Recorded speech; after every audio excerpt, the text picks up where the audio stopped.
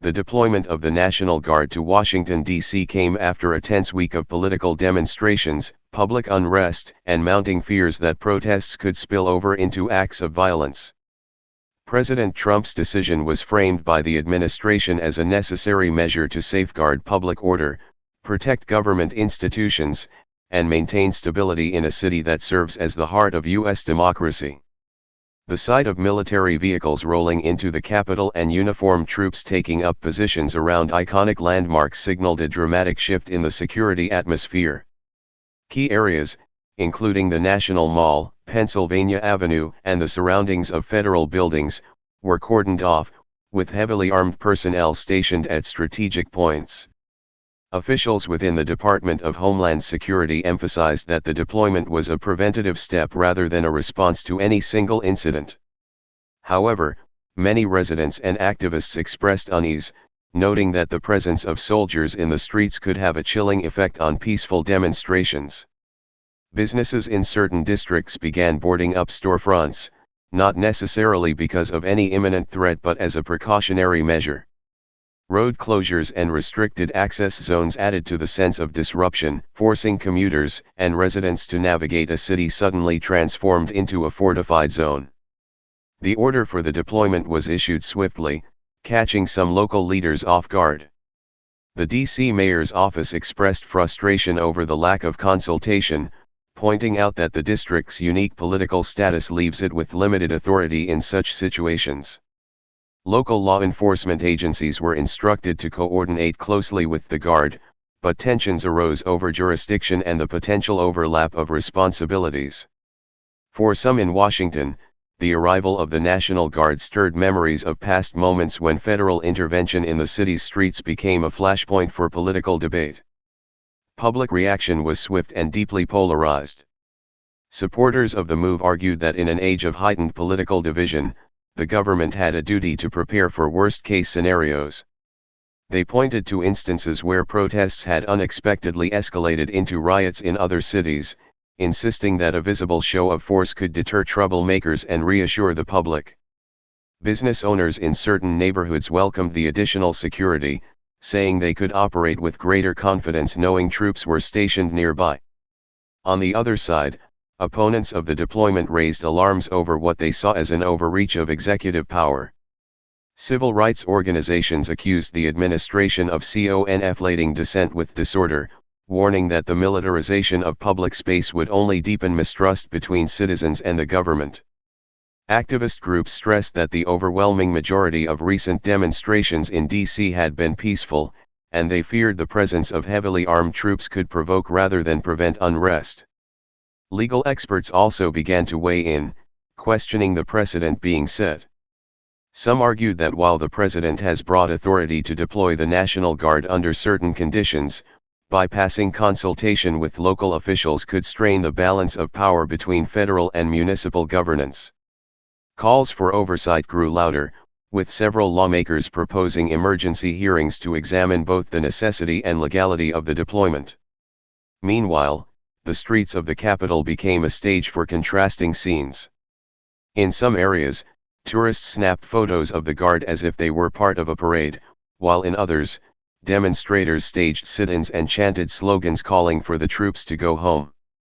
Social media buzzed with images of soldiers standing guard against the backdrop of historic monuments, sparking debates about what kind of message this sent to the world.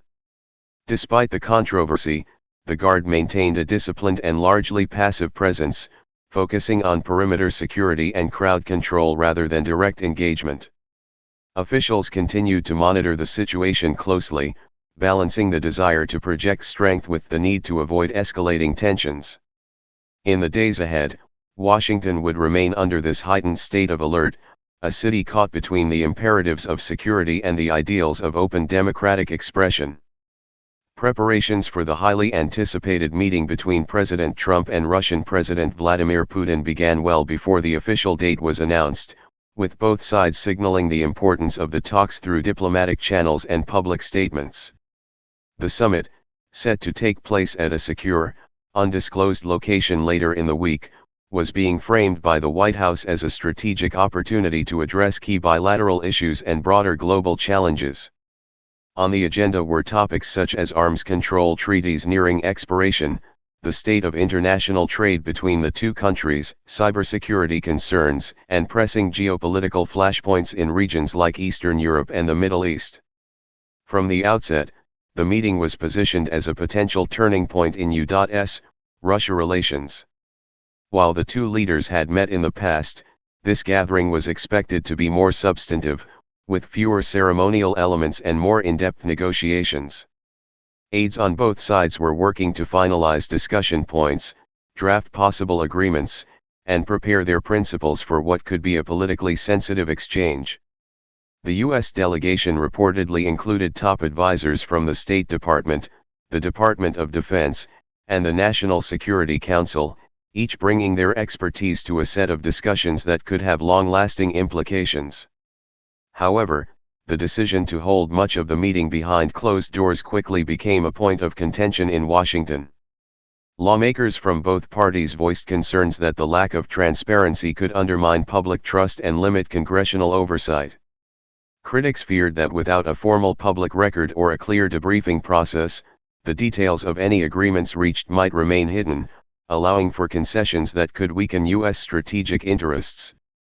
Foreign policy analysts echoed these concerns, pointing to historical examples where private discussions between world leaders had produced unexpected and controversial outcomes. The secrecy surrounding the summit also fueled speculation about the motivations behind it. Supporters of the administration argued that sensitive diplomatic issues often require privacy to allow leaders to speak candidly without the pressure of public posturing. They claimed that such an environment could foster trust and lead to breakthroughs that might be impossible in a more public format. Skeptics countered that transparency was especially critical when dealing with a leader like Putin, whose government had been accused of meddling in U.S. elections, engaging in cyberespionage, and supporting policies contrary to American interests. In the lead-up to the meeting, both Washington and Moscow engaged in subtle diplomatic maneuvers designed to shape expectations. Russian officials hinted at a willingness to revisit certain aspects of arms control agreements, suggesting they were open to concessions if the U.S. was prepared to make reciprocal moves. In response, the State Department emphasized that human rights, democratic values, and the sovereignty of U.S. allies would remain non-negotiable elements of any discussion. This back and forth created a tense but deliberate framing of the talks, with each side attempting to project both firmness and flexibility. Media coverage intensified as journalists and analysts dissected every official statement, body language cue, and leaked detail. News outlets published profiles of the key negotiators, revisited past Trump-Putin encounters, and speculated on the potential geopolitical consequences of a new diplomatic alignment. Public opinion was divided along familiar partisan lines, with some Americans hopeful that the talks could ease tensions and reduce the risk of conflict, while others feared that the U.S. might give up too much in exchange for vague promises of cooperation. As the date of the summit drew closer, security arrangements were tightened, and travel schedules for both leaders became closely guarded secrets. The world watched and waited, aware that the outcome could alter not just U.S. Russia relations but also the broader balance of power in international politics. For both Trump and Putin, the meeting represented a chance to project strength, shape narratives, and secure political advantages at home and abroad. For the rest of the world, it was a moment of cautious anticipation, one that could lead either to renewed cooperation or to deepened mistrust on the global stage. On Capitol Hill, the deployment of the National Guard to Washington, D.C., ignited an immediate and heated political debate. Members of Congress from both parties moved quickly to stake their positions, reflecting deep divisions not just about the decision itself, but about the broader question of presidential authority in matters of domestic security. Democratic lawmakers were especially vocal in criticizing the move, accusing the administration of bypassing proper consultation with local leaders and using military force to project political strength rather than to address a genuine threat. Several prominent House members called for emergency hearings to scrutinize the justification for the deployment, demanding detailed intelligence reports and legal memos outlining the basis for the president's order. Republicans, while not universally in agreement, were more inclined to defend the decision. Many framed it as a necessary precaution in an unpredictable political climate, citing recent unrest in other cities as evidence that large-scale protests can quickly escalate into violence. A handful of GOP senators, however, expressed unease at the speed and scale of the deployment, hinting at concerns over the precedent it might set. This internal split within the Republican ranks suggested that the debate could spill beyond party lines, especially if the troop presence stretched into weeks or if any incidents occurred involving protesters and soldiers. A bipartisan group in the Senate quietly began drafting legislation aimed at clarifying the limits of presidential authority to deploy the National Guard without state or congressional approval. This proposal, still in its early stages, reflected a growing appetite in Congress to reassert its role in overseeing domestic security measures. Some lawmakers argued that even well-intentioned deployments risked eroding democratic norms if left unchecked, while others feared that imposing too many restrictions could slow the federal response in genuine emergencies. Meanwhile, in the diplomatic sphere, preparations for the Trump-Putin meeting continued to dominate foreign policy discussions. In the days before the summit, both Washington and Moscow engaged in calculated signaling designed to shape the narrative. Russian officials floated the idea of cooperating more closely on cybersecurity, framing it as a gesture of goodwill ahead of the talks. While some saw this as a sign of flexibility, U.S. officials were cautious, interpreting it as a strategic move to deflect attention from allegations of past cyber intrusions. The State Department and National Security Council worked to refine the U.S. position, ensuring that certain topics such as election security, NATO commitments, and the sovereignty of Eastern European allies remained firmly on the agenda. Senior diplomats stressed publicly that human rights and democratic governance were non-negotiable points, even as they prepared for the reality that discussions might become tense and unpredictable behind closed doors. In parallel, intelligence agencies analyzed Russian public statements and media coverage, looking for clues about Moscow's strategy and potential red lines. This dual-track focus on domestic political fallout from the DC deployment and on delicate pre-summit diplomacy created a complex environment for the administration. Critics argued that the troop presence in the capital risked sending the wrong signal internationally, portraying the U.S. as a nation in turmoil just as it entered sensitive talks with one of its chief geopolitical rivals. Supporters countered that the ability to manage both security at home and diplomacy abroad demonstrated strength and decisiveness. In both arenas, the stakes were high. For the president, success meant presenting himself as a leader capable of maintaining order domestically while also navigating high-pressure negotiations with a formidable counterpart. For Congress, the moment was a test of its willingness to challenge executive power on two fronts: the use of military force on U.S. soil and the conduct of foreign policy without full transparency. As the Guard continued its patrols and diplomatic teams fine-tuned their briefing materials, the stage was set for a week in which domestic politics and international strategy would be more intertwined than ever.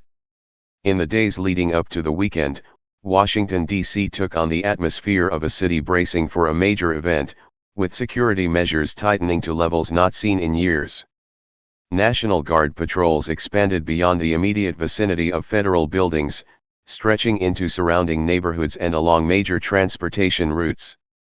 Security checkpoints were set up at key intersections, requiring pedestrians and drivers to show identification before proceeding into restricted areas.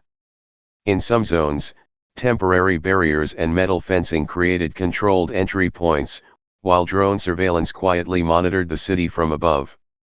Federal agencies worked in coordination with local police to scan for potential threats, using both open-source intelligence from social media and classified information from security partners.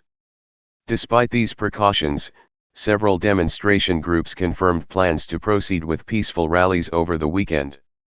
Organizers emphasized their commitment to nonviolence, even as they voiced concerns about the heavy security presence.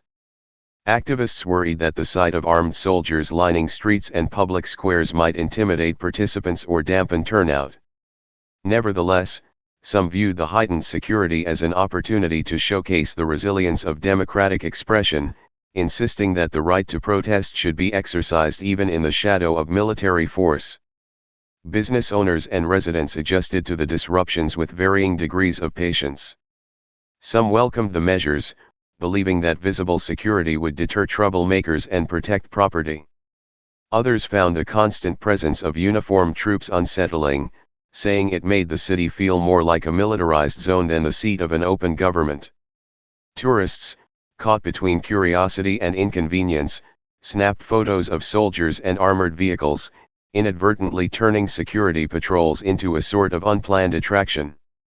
Amid this charged atmosphere, attention remained fixed on the upcoming Trump-Putin meeting.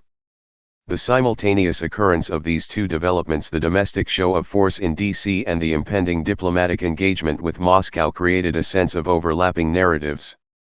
Supporters of the administration argued that the combined image of a fortified capital and a president engaging in high-stakes diplomacy projected strength to both allies and adversaries. Critics countered that it risked sending a mixed message, suggesting instability at home while courting delicate negotiations abroad. Public sentiment reflected this divide. Among the president's backers, there was optimism that the meeting with Putin could yield tangible results, such as renewed cooperation on arms control or joint efforts to combat terrorism. They saw the summit as a chance to reduce tensions between the two nuclear powers and open the door for pragmatic collaboration. Among opponents, however, suspicion ran deep. Many feared that behind the closed doors of the meeting, the U.S. might make concessions that would weaken alliances or embolden Russia's more aggressive policies.